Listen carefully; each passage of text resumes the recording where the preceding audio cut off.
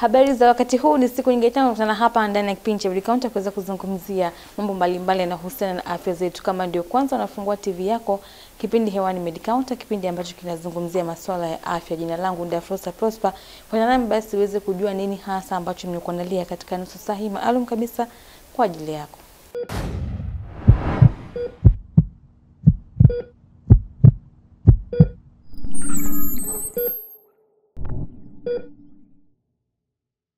Kama ndio kwanza unafungua TV yako, kipindi hewani Counter, ambapo leo hii tunazungumzia swala zima la mimba kuharibika, na tunaye hapa daktari bingwa wa magonjwa ya wanawake Dr. Godfrey Chale ambaye anapatikana Nordic Hospitali ambayo ipo Kinondoni Leaders, Dar es Salaam. Yeye amefahamisha mengi kwamba sababu zinaweza zikawa ni mwanamke mwenyewe ambako anaweza kaba na magonjwa ambayo yanapelekea mimba kuharibika, lakini pia kinga za mwili wake zikashindwa kuendana na swala zima la ujauzito ambao uko nao, lakini pia sababu pia zikawa ni za mtoto mwenyewe pia anaweza kasababisha mimba kuharibika. Na sasa tunamalizia basi na sababu za baba, naye pia anaweza akawa ni chanzo cha ujauzito kuharibika, na pia kondo la nyuma anaweza kuwa ni sababu ya chanzo cha ujauzito kuharibika. Fuatana naye basi ili mwisho wa kipindi na wewe ukapate kuwa mwalimu wa mtu mwingine.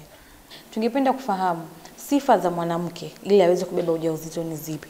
Tufahamu kwamba ujauzito ni mipango ya Mungu, mtu anaweza kapangiwa kupata mtoto ama asipate mtoto. Lakini kwa yule ambaye anatamani kubeba, anatakiwa kuwa na sifa zipi? Lakini pia kwa baba ambaye anataka kumpa mwanamke ujauzito, anatakiwa kuwa na sifa zipi? Kwanza kabisa sifa ya mwanamke ambaye anatakiwa abebe ujauzito au apate mimba ni yule ambaye yupo kwenye umri wa kuzaa. Na tunaposema umri wa kuzaa ni kwamba mwanamke ameshavunja ungo, na tunasema binti akishavunja ungo tayari yupo kwenye umri wa kuzaa. Kwa hiyo moja kwa moja hiyo ni sifa. Lakini sasa kiafya mara nyingi tunasema mwanamke mwenye sifa za kubeba mimba ni yule ambaye tayari ameshapevuka.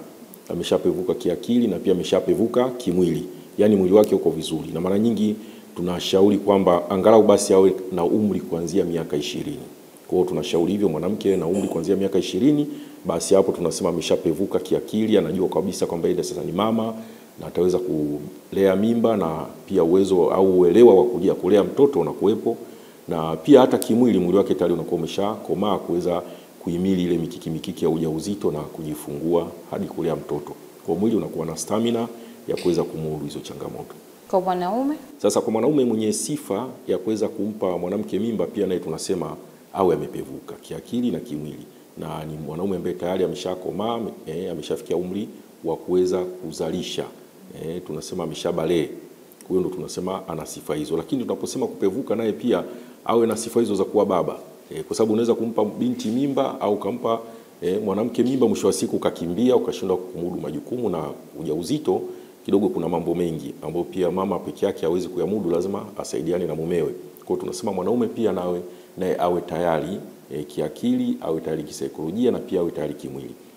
Lakini pia zipo sifa zingine za ndani zaidi ambazo tunasema hizo tumesema ni kama social. Lakini sasa kisayansi au kiafya tukija, tunasema kwamba mwanamke mwenye sifa ya kuweza kupata ujauzito au kupata mimba ni yule ambaye anatoa mayai yaliyokomaa, yani mayai yenye ubora. Kwa yai lenye ubora ni kwamba lina sifa kama ya seli, tunasema seli ya mnyama au animal cell kama ilivyo, kwamba ina vile vitu vyake, kuna ule ukuta wa nje, majimaji yake yale, pamoja na kile kiini cha ndani ambacho tunasema nuclear. Hiyo ndio seli kamili iliyokomaa. Na pia mwanaume au baba ambaye ana sifa ya kuweza kumpa mwanamke mimba, naye anatakiwa awe na mbegu zenye ubora. Na tunaposema mbegu yenye ubora ni kwamba ile mbegu ina maumbile yake kamili na sifa zake kamili, kwamba inakuwa na kichwa, mwili na mkia. Na ile seli ya kwenye mbegu mara nyingi inabebwa pale kwenye kichwa. Pale ndio tunasema kunakuwa na ile nuclear. Hizi nuclear ambazo zipo kwenye yai na kwenye mbegu, hizi ndio zinabeba taarifa au vinasaba, zinabeba taarifa zote za baba na taarifa zote za mama. Kwa hiyo mbegu inatakiwa na mwili, iwe na kichwa, mwili na mkia, na iwe na spidi kwa kwenda mbele. Lakini mwanaume pia ili awe na sifa ya kumpa mwanamke mimba anatakiwa atoe mbegu nyingi. Tunasema angalau basi atoe mbegu kati ya kiwango cha chini ni milioni 20, lakini kiwango cha juu milioni 350. Hizo ndo mbegu ambazo tunasema kiwango cha mbegu mwanamume anatakiwa atoe pale anapofanya tendo la ndoa ili aweze kumpa mwanamke mimba. Na hizi zinatakiwa zitoke mara moja. Toka mara moja, lakini ni mbegu moja tu ambayo itaenda kurutubisha yai, na mwisho wa siku mwanamke anabeba mimba. Kwa hiyo ndo kiangalia hizo ndo sifa za baba na hizo ndo sifa za mama. Kwenye sifa za baba pale umesema kwamba mbegu iwe na spidi kwenda mbele. Yes. Kuna ambazo zinarudi nyuma? Sasa kwa kawaida sio spidi tu kwa kwenda mbele, lakini hata maumbile yamekamilika. Lakini kuna wanaume ambao wanatoa mbegu zina matatizo. Unaweza kukuta maumbile hayajakamilika, unaweza kukuta wengine hazina mikia imejikunja. Tunaposema mbegu kwenda spidi kwa kwenda mbele, yani utakuta kuna nyingine haziendi spidi. Anatoa mbegu zinajikongoja. Tunasema zinakuwa goigoi. Kwa hiyo zile mbegu zinashindwa yani kwenda kumudu yale mazingira ya kule ukeni na kwenda kurutubisha yai. Kwa hiyo tunaposema spidi kwa kwenda mbele ni kwamba zinakwenda. Lakini nyingine kama nilivyosema zinasimama ziendi, zingine zinatikisika tu hapo hapo na nyingine zinaenda taratibu. Kwa hiyo hizo mbegu zinakuwa hazina sifa. Na pia niongezea hapo ni kwamba sio kila mwanaume ambaye anamudu tendo la ndoa na akatoa zile manii za kutosha kwamba ana mbegu. Wengine hawana mbegu au wengine wanakuwa na mbegu ambazo hazina sifa. Kwa hiyo huwezi kumwangalia mtu usoni ukasema kwamba huyu ana mbegu zenye sifa au huyu hana mbegu zenye sifa. Kwa hiyo pia hapo kunakuwa na changamoto. Sawa daktari, tushafahamu hizo sifa sasa. Nini cha kuzingatia sasa kabla ya mama kubeba ujauzito na baada ya kupata ujauzito? Kwanza kabisa tunashauri kwamba mwanamke yote ambaye anahitaji kubeba ujauzito awe na afya nzuri. Kwa sababu wanawake wengi wanaingia katika kipindi cha ujauzito wakiwa na matatizo ya kiafya, aidha kwa kujijua au wengine kuto kujifahamu. Kwa wengi wanaingia wakiwa na matatizo. Sasa matokeo yake ni nini? Anabeba ujauzito akiwa na matatizo ya kiafya. Mwisho wa siku kipindi cha ujauzito kinakuwa na matatizo, kipindi cha kujifungua matatizo, hata kile baada ya kujifungua pia inakuwa ni matatizo. Kwa ushauri ni kwamba mama yeyote ambaye anataka kuwa mjamzito ahakikishe kwamba ana afya nzuri ili kuja kuepuka matatizo ambayo yanaweza kuja kujitokeza. Unaweza ukasema kwamba uwezo wa kushika mimba unao, lakini kumbe una matatizo mengine ya kiafya ambayo yanaweza kaenda kuathiri katika kipindi chote cha ujauzito. Hiyo ndio kikubwa. Na akishapata ujauzito pia mama anatakiwa lazima apate ushauri na uangalizi. Na hivi vyote vinapatikana kliniki na pia apate support, yani msaada ambao anapata katika kwanza kwa mwenza, alafu pili kwa familia. Mama anatakiwa kwa kisayansi au kwa ushauri, anatakiwa aanze kliniki akiwa na ujauzito wa umri gani? Huwa kitaalamu tunashauri kwamba mwanamke aanze kliniki mara tu anapokuwa mjamzito. Yaani hakuna umri maalum kusema kwamba mimba ifikishe miezi 4 si miezi mingapi, hapana. Anapokuwa tu mjamzito basi anatakiwa aanze kliniki. Kwa nini? Kwa sababu anapoanza tu kliniki mara tu anapokuwa mjamzito, ile inasaidia kuweza kufanya uchunguzi, kwa sababu unajua katika kidesturi watu hatuna tabia kwenda mara kwa mara kufanya uchunguzi wa afya. Sasa utakuta mama anapata ujauzito, wengine wanakuwa hawajapangilia, anastukia tu mimba tayari imeingia. Kwa hiyo tunashauri kwamba mama anapokuwa tu mjamzito aanze kliniki mapema. Akianza kliniki mapema, akifika kliniki pale anafanywa vipi? Anafanywa uchunguzi. Tunasema anafanywa screening. Atachekiwa maradhi. Kwenye kadi ya kliniki vimeonyeshwa pale, atapimwa grupu la damu, atapimwa maambukizi kama na HIV, kama na kaswende na maradhi mengine, na pia atafanywa ultrasound kuona kama kwenye kizazi chake kuna shida gani, mtoto amekaaje. Kwa hiyo ni vizuri mama, yani mimba imetungaje, na hali ya kizazi iko vipi. Kwa hiyo ni vizuri mama akawahi mapema kliniki mara tu anapohisi kwamba ni mjamzito. Kuna wengine ambao hawaendi kabisa mpaka siku ya kujifungua. Sasa kama hao ambao hawaendi kabisa mpaka siku ya kujifungua, tunasema hao wanaomba Mungu, kwa sababu hawajui nini katika miili yao yani vilivyopo. Na hawa ndio wanaochangia kwa kiasi kikubwa kuongeza kiwango cha wanawake wanaojifungua akipata matatizo. Mara nyingi utakuta baadhi ya matatizo ya kina mama au vifo vya kina mama au matatizo makubwa wakati wa kujifungua yanatokana na yule mwanamke kuto kufahamika. Kwa sababu mama, taarifa za mama zote zipo kwenye kadi ya kliniki. Kwa hiyo sasa ukifanya kliniki, hata umefanya kliniki Mbeya, si umefanya kliniki Songea, lakini ukaja kujifungulia Dar es Salaam, tunachoangalia ni ile kadi ya taarifa zako kwenye kadi ya kliniki, basi utaenda vizuri kabisa. Lakini kama huna taarifa zozote, hatujui wewe uko vipi. Kwa hiyo mwisho wa siku huyu mama anaingia kwenye matatizo makubwa. Kwa hiyo ndio maana huwa tunasisitiza sana mama aanze kliniki mara tu anapokuwa mjamzito. Sawa. Mwanzoni pia umesema kwamba kuna kufanyiwa uchunguzi kwa kupigwa ultrasound kuangalia mapigo ya moyo ya mtoto amekaaje. Anatakiwa kupiga ultrasound mara ngapi katika kipindi cha ujauzito? Mara nyingi tunashauri angalau basi mara 3 mama afanye ultrasound. Kwa sababu katika kile kipindi cha miezi 3 ya kwanza ni kipindi ambacho mtoto anatengenezwa. Kwa hiyo lazima tuangalie mara tu mimba ilivyotungwa, mimba imekaaje. Na kama kuna kasoro zote, kuna shida yoyote, basi katika ile miezi 3 ya kwanza. Alafu ultrasound ya pili huwa mara nyingi tunaangalia katika miezi 3 ya pili. Na pia katika miezi 3 ya kwanza inatusaidia kujua kama mama hajui umri wa mimba, mimba ina wiki ngapi, basi katika ile ultrasound ya miezi 3 ya kwanza inatusaidia kujua kwamba umri halisi wa mimba. Kwa sababu huwezi kujua umri, huwezi kusema kwamba umri halisi wa mimba ya mama ukautambua katika miezi 3 ya pili au miezi 3 ya mwisho. Kwa hiyo ultrasound ya miezi mitatu ya pili ile inatusaidia kuangalia maendeleo ya mtoto. Mtoto anakuwa vizuri, mtoto amekaa vizuri. Hivyo tuna ultrasound ya mwisho pia tunaangalia kama kuna tatizo lingine lolote kwa mtoto. Kwa sababu utakuta katika kile kipindi cha mwisho, ultrasound ya mwisho, unaweza kukuta lile kondo la nyuma tayari limeshapata changamoto. Kwa hiyo tukikuta kondo la nyuma limepata changamoto au maji ya mtoto kule ndani hayako vizuri, yanamzunguka mtoto, amniotic fluid haiko vizuri, basi pale ndio tunaweza tukachukua hatua. Wakati huo tunaangalia mambo mengi, hata kitovu cha mtoto kimekaaje. Kwa hiyo kuna vitu vingi tunaangalia katika ile ultrasound ya mwisho. Ila kama mama ana matatizo, tunaweza tukafanya ultrasound wakati wote. Kwa nini mimba zingine zinaharibika? Sababu inaweza kuwa ni mama, mtoto, baba ama magonjwa mengine. Nini inasababisha mpaka mimba zinaharibika? Tunaposema mimba kuharibika, mara nyingi tuzungumzie zile mimba ambazo labda tunaposema kuharibika, mara nyingi hatuchukulii tatizo kwa mimba moja. Tunasema zaidi ya mimba mbili. Sawa, mama zaidi ya mimba mbili zinaharibika. Na pia tunapozungumzia kuharibika kwa mimba ni kwamba zile mimba zinazotoka zenyewe. Kwa sababu ukisema kuharibika kwa mimba, wengine wanaziharibu au wengine labda wamefanya kitu fulani zina mimba inakuja kuharibika. Lakini tuende naturally, kwanza kiasili kabisa, kwa nini mimba zinatoka? Sawa, tumesema kwamba mimba zinatoka zenyewe, spontaneously, yani zinatoka zenyewe. Sasa mimba zinazotoka zenyewe mara nyingi zinakuwa hazifiki wiki 20. Hivi ndio tunasema kwamba ni tatizo la mimba kuharibika mara kwa mara au zinaharibika zenyewe. Kwa hiyo hizi mimba kwanza hazifiki wiki 20. Alafu pia hizi mimba mara nyingi tunahesabu ni tatizo kama zaidi ya mimba mbili za mama zimetoka. Na kama ulivyokuwa umegusia ni kwamba chanzo kinaweza kuwa ni mama, chanzo kinaweza kuwa baba, chanzo kinaweza kuwa kitoto chenyewe kule ndani, fetus, au chanzo kinaweza kuwa ni ile kondo la nyuma.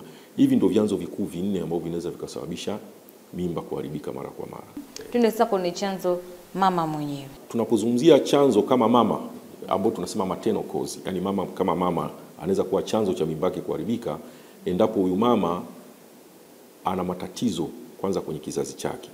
Labda mama ana uvimbe au ana kasoro kwenye kizazi.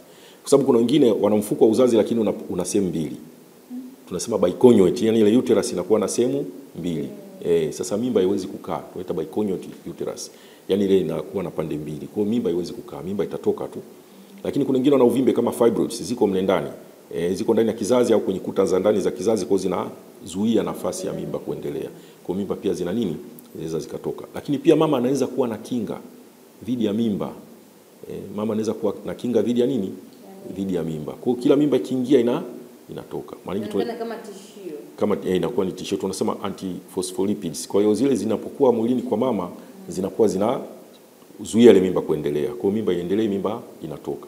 Kwa hiyo tunasema chanzo kwa mama. Lakini pia mama anaweza kuwa na kinga, yani anaweza kuwa na kinga, tunasema anakuwa na aina fulani ya immunity ambayo mara nyingi ni tunasema ile tatizo linakuwa ni genetic, kwamba kwa vyote kila akipata mimba zitaweza kukaa kwa sababu kuna vitu vinaondoa ile mimba. Kingine mama anaweza kupata maambukizi. Mama anaweza kuwa na maambukizi, kwa mfano kuna maambukizi tunaita cytomegalo, inaweza kuwa syphilis, kaswende, au pia kitaalamu watu wanaita touches.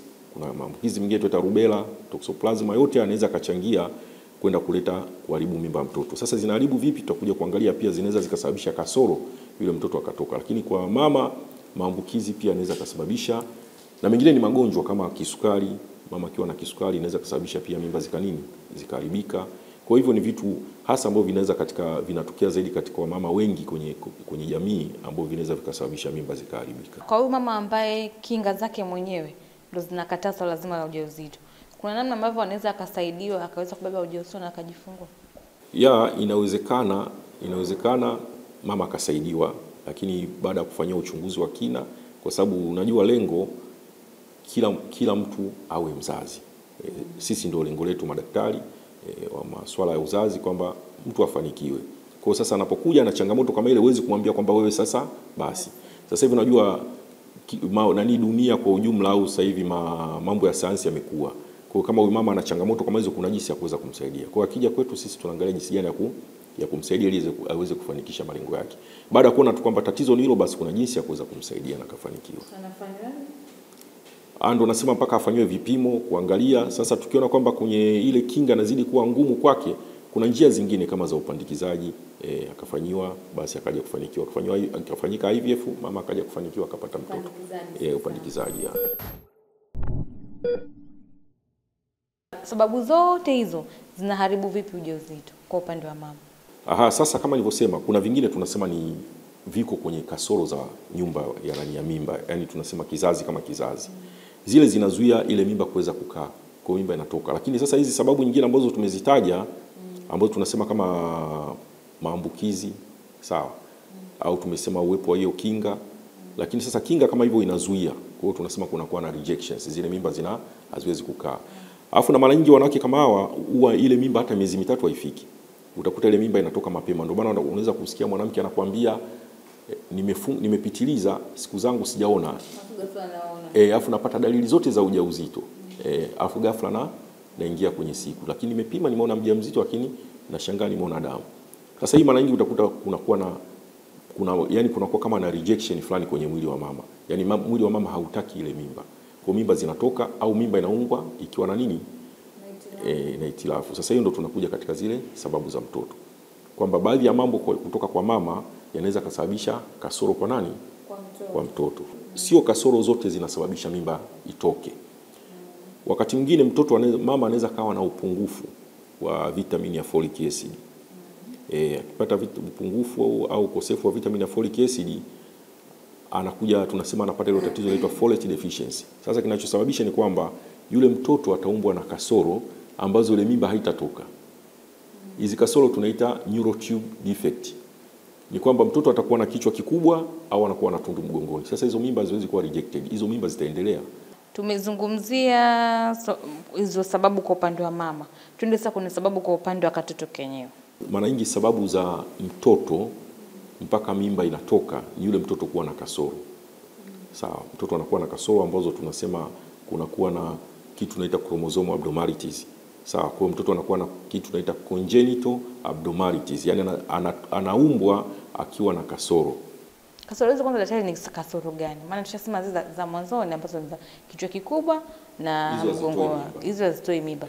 Zile ambazo zinatoa mimba ni kasoro gani ambazo mpaka mwili wenyewe unasema hiki sio kawaida itoke? Inaweza kwa mtoto hajakamilika viungo. Katika kile kipindi cha umbaji tunasema kipindi cha organogenesis, ile miezi 3 ya kwanza, kwamba viungo vinaumbwa sasa vijakamilika. Mtoto anaweza kaumbwa hana miguu, mtoto anaweza kaumbwa hana kichwa, pia inaweza katokea, anaweza kaumbwa hana mikono. Kwa sasa ile mimba haiwezi kuendelea. Kwa hiyo mimba itakaa, yani inakuwa ila haifiki, haimalizi miezi 3. Ina nini? Inatoka. Kwa hizo ndo kasoro ambazo zipo kwa mtoto. Sasa mtoto mwenyewe ndo katika kile kipindi cha kuumbwa. Ameumbwa vile, lakini mtoto kwa nini anaumbwa vile? Kwa hiyo tunasema kunakuwa na chanzo kutoka kwa baba au chanzo kutoka kwa mama. Ndio kinamwathiri mtoto, mimba inatoka. Baba hapa anahusikaje? Mimi nakwambia nahusikaje? Usishatoa mbegu, mtoto sikashatungwa. Mimi nakuaje chanzo cha mtoto kuharibika? Kuna sababu za kisayansi ambazo zinasababisha baba zile mimba ziweze kutoka. Kabla hata yule mtoto hajatengenezwa vizuri, hajakaribia hata miezi kadhaa. Mimba ikiwa changa tu hapa, baada ya kipindi kile cha yule mimba inatungwa tu, basi mimba inaweza ikatoka. Na hii mara nyingi kama mbegu za baba zina matatizo, na matatizo tunasema ni genetic. Yapo kwa baba. Na mara nyingi baba mwenye matatizo kama hayo kwenye mbegu zake, zile tatizo liko kwenye mbegu. Kwa zile mbegu zinapoingia kwenye yai la mama, basi linashindwa, yani inakuwa inarutubisha, lakini kile kiumbe hakiendelei, hakikui. Kwa sababu mfano kitokea mtu ndo tayari ndo mume wake na amegundulika na shida hiyo, ni kwamba ndoa ndo inakuwa imeisha ama inakuwa jamani kama ni ngumu kutibika? Ndoa ni jambo jingine. Kwa hiyo sasa kinachotokea wanapewa ushauri. Wanapewa ushauri baada ya kufanya uchunguzi, kathibitika kweli tatizo liko kwa baba na bado wanapendana, wako vizuri. Basi kuna njia za kuweza kumsaidia huyu baba, hii familia iweze kupata nini? Iweze kupata mtoto. Kuna njia za kusaidia, kama baba mbegu hazina ubora, mbegu zake haziwezekani kabisa, basi anashauriwa, zipo mbegu, anapata donor sperm, mbegu zipo sehemu zinapatikana, anaelekezwa, anasaidiwa, mama anapata mtoto anakuwa wa familia, mtoto anakuwa ni wa kwao. Kwa maana yake mama anapandikizwa mbegu za mtu mwingine. Yes, ipo hiyo donor sperms zinapatikana mbegu sehemu nyingine, anawekewa mama kwenye utaratibu wa tunasema kama upandikizaji. Kwa hiyo tunaita artificial sperm insemination, mbegu zinawekwa, basi mama anaweza kupata mtoto. Na huyo mtu ambaye anampa hizo mbegu, anamchangia, anakuwa anamfahamu ama inakuwa ni siri baina ya daktari na hiyo familia? Yaani kwa kweli hilo swala, kwanza kuna taratibu zake za kimaadili. Kuna taratibu zake za kimaadili ya kidaktari. Sasa kusema taratibu za kimaadili ya kidaktari, maana pia kuna sheria zetu humo ndani zipo na sheria zingine ambazo zinahusiana na wanasheria zipo humo ndani. Na lakini kikubwa kimaadili mara nyingi hairuhusiwi yule mtu kufahamu. Sawa, kwamba mimi nimemsaidia fulani mbegu. Wewe ukishatoa mbegu zipo huko, kwa mfano katika nchi za wenzetu zipo maabara zinauza mbegu. Kwa hiyo mtu akiwa na changamoto kama hiyo anashauriwa aende maabara fulani, akifika kule anaenda na angalia mbegu ambazo unaona zinaweza zikamfaa. Pale anaweza kaona wasifu wa yule aliyetoa mbegu nini kila kitu. Akaamua kuchagua nataka za huyu basi, na utakuta zina gharama. Kwa hiyo utakuta mara nyingi mtu ambaye anachangia yai, kama mama ana shida kwenye mayai anaenda kununua yai au anachangiwa mayai, haitakiwi kumfahamu aliyetoa mayai. Labda baba hana uwezo, mbegu anaenda kununua au anaenda kupata mbegu, msaada wa mbegu sehemu yote, haitakiwi kujua aliyekusaidia mbegu. Hapo unavyosema kwamba anaenda kuangalia na wasifu wake, wasifu ambao unamaanisha nini? Kwa hizi benki za nini wanazotunza mbegu, kuna mbegu nyingi sana. Sawa, sasa katika zile mbegu unaweza kukuta hakuna jina, lakini unajua kabisa mbegu ya huyu mtu iko hivi na hivi na hivi. Huyu mtu iko hivi na hivi na hivi. Huyu mtu iko hivi na hivi na hivi. Sawa. Hata mtu anataka kununua zile mbegu, naye angependa kujua nachukua mbegu za mtu aina gani. Kwa sasa hiyo ndio tunapozungumzia wasifu. Kwamba unataka mbegu za mtu aina gani. Mrefu. Kama ni mrefu. Sasa hata hivyo unaweza kukuta sisi ni wa Afrika, si ndio? Lakini unaweza tu kuchukua mbegu ya mtu ambaye sio wa taifa lako. Nataka ni mbegu ya Mwarabu.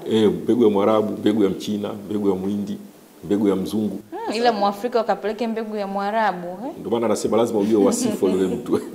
Lazima ujue wasifu wa mtu. Vinginevyo unaweza wanasema Waswahili wanasema unaweza ukatoka na kituko. Mke wako umeenda kugaramia, umepandikiza, mwisho wa siku mkeo anajifungua unakuta mtoto Mwarabu. Chotara wa Kiarabu au chotara wa Kihindi au chotara wa Kichina. Kwa sasa ndio maana anasema inabidi ujue wasifu kwamba huyu ni Mwafrika. Mwafrika bado anatoka Ghana, anatoka Nigeria, anatoka Tanzania. Hadi kabila mnaweka pale kila kitu. Yaani utaifa ule. Vipi katika swala zima la makundi ya damu? Inaweza kuwa ni sababu ya mimba kuharibika? Kwa mama ambaye ni mimba ya kwanza hakuna shida. Mtoto atazaliwa vizuri tu. Kama mama ni mimba ya kwanza anazaa, mtoto atazaliwa vizuri, na baada ya mtoto kuzaliwa mama atapata kinga. Atapata kinga kwa ajili ya kuzuia asitengeneze antibodies, kwa sababu kinachotokea ni kwamba baada ya mtoto kuzaliwa damu ya baba, kwa sababu mtoto anarithi hizi positive kutoka kwa baba. Kwa mama anapokuja kushika mimba nyingine, basi ile damu ilivyorudi kwa nani kutoka kwa mtoto kwenda kwa mama inatengeneza antibodies. Kwa hiyo itakuwa inamshambulia nani? Huyu mtoto, kama alikuwa hajapata kinga. Kwa hiyo itamshambulia mtoto. Mwisho wa siku kuna mawili. Ile mimba inaweza katoka ikaribika ikiwa changa, sawa, au ile mimba mtoto akazaliwa lakini akaja kupata matatizo baada ya kuzaliwa. Kama yapi? Matatizo ambayo mtoto anapata baada ya kuzaliwa ni, nafikiri umeshasikia au kuona watoto wanapata manjano baada ya kuzaliwa. Wanapata manjano mpaka wanawekwa kwenye taa. Ile tunasema wanapata hemolytic disease. Kwa sababu zile chembe zile antibodies kutoka kwa mama zimemwingia mtoto, zinaanza kushambulia chembe nyekundu za damu za mtoto. Kwa zile zinavyoshambuliwa mtoto anabadilika, anapata jaundice. Ndio tunasema mtoto anapata hemolytic disease of newborn. Kwa akipata ule ugonjwa madhara yake yanakuwa makubwa sana kwa mtoto. Kama mtoto atapona, wengine wanaishia kuwa na matatizo ya ubongo. Matumizi ya folic acid kwa mama mjamzito, mara nyingi tunasema folic acid ikikosekana inaweza kusababisha mtoto akawa na kasoro aidha za kichwa kikubwa au tundu mgongoni. Lakini tuelewe kwamba wengi wanapata changamoto ya upungufu au ukosefu wa folic acid, utakuta kuna wengine sio watumiaji wazuri wa vitu, yani virutubisho. Virutubisho ambao tunazungumzia ni mboga za majani na matunda, yana kiwango kizuri cha folic acid. Na pia na wale ambao wanatumia dawa za kifafa. Wakina mama ambao wanatumia dawa za kifafa na wenyewe kwa hatarini kupata upungufu mkubwa wa folic acid. Sasa nini cha kufanya? Kama unatumia dawa za kifafa, wasiliana na daktari wako anakupa dawa za kifafa na daktari wako wa uzazi, ili muweze kuangalia nini cha kufanya ili uweze kuepuka kupata watoto wenye matatizo hayo. Lakini pia kila mwanamke ambaye yuko kwenye umri wa kuzaa ana 50% ya kuja kupata watoto wenye matatizo hayo. Kwa hiyo unachotakiwa kila mwanamke alikuwa kwenye umri wa kuzaa akazane kutumia mboga za majani pamoja na matunda ale mara kwa mara ili awe na kiwango kizuri cha folic acid. Lakini pia inashauriwa mwanamke yeyote kabla ya kuamua kubeba ujauzito, angalau basi miezi 3 kabla ya kuamua kubeba mimba, awe na kiwango kizuri cha folic acid. Kwa hiyo pia inashauriwa unaweza kutumia supplement za folic acid au dawa za folic acid ambazo wala si hazina shida kabla hujaamua kuwa mjamzito, ili unapoingia kwenye ujauzito angalau uwe na akiba nzuri, kwa sababu akina mama wengi wanapoanza kutumia hizo dawa wakati wa ujauzito tayari wanakuwa na ile changamoto ya kupata kichefuchefu na kutapika, kwa hiyo wanashindwa kutumia folic acid kwa kipindi hicho, na huko nyuma alikuwa hana akiba nzuri. Kwa hiyo mwisho wa siku ananyang'anyana na mtoto katika kipindi cha ujauzito, kile kidogo alichokuwa nacho na kingine anashindwa kuongeza, watoto wanakuja kupata matatizo, kichwa kikubwa au tundu mgongoni. Kwa hiyo ni muhimu kufanya kupata matumizi ya folic acid kama dawa, lakini pia kula mboga za majani na matunda. Kufikia hapa kipindi cha Medicounter hakina la ziada mpaka wiki ijayo. Jina langu Dafrosa Prosper. Endelea kuangalia vipindi mbalimbali vinavyoendelea hapa UTV, Azam TV, burudani kwa wote.